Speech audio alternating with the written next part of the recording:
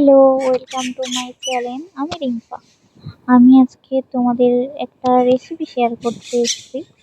আমাদের রেসিপিটা হচ্ছে চিংড়ি মাছের ঘাটি তরকারি। তোমরা জানো আমি চিংড়ি মাছ খেতে খুবই ভালোবাসি। আচ্ছা, আমার মতো কে কে চিংড়ি মাছ খেতে ভালোবাসে একটু বলো। চলো, এত কিছু না বলে তোমাদের চিংড়ি মাছের রেসিপিটা দেখাই।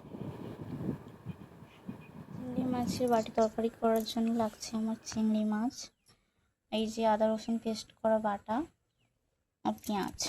চলো এগুলোকে মাখাই। চিংড়ি মাছগুলো বাটিতে তুলে নিলাম। আগে থেকে নুন হলুদ মাখানো আছে, দিয়ে দিলাম আদা রসুনের পেস্টটা দিলাম।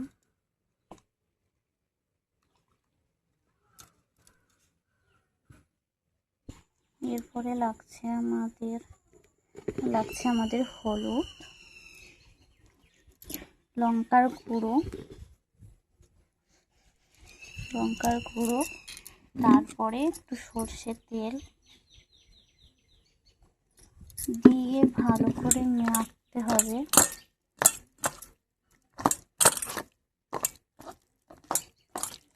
ভালো করে ম্যারিনেট করতে হবে, করে 5-10 মিনিট রাখতে হবে। চলো, আমাদের আগে থেকে তেল দিয়ে দিয়েছি। এরপরে ম্যারিনেট করা চিংড়ি মাছগুলো তেলের মধ্যে দিয়ে দেবো।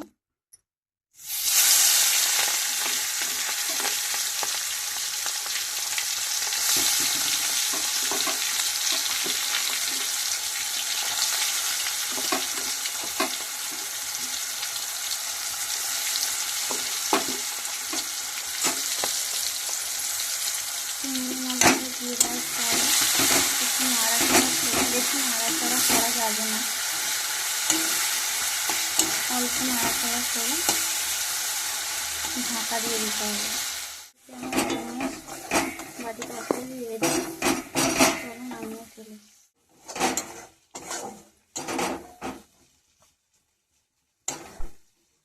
নামিয়ে নিলাম।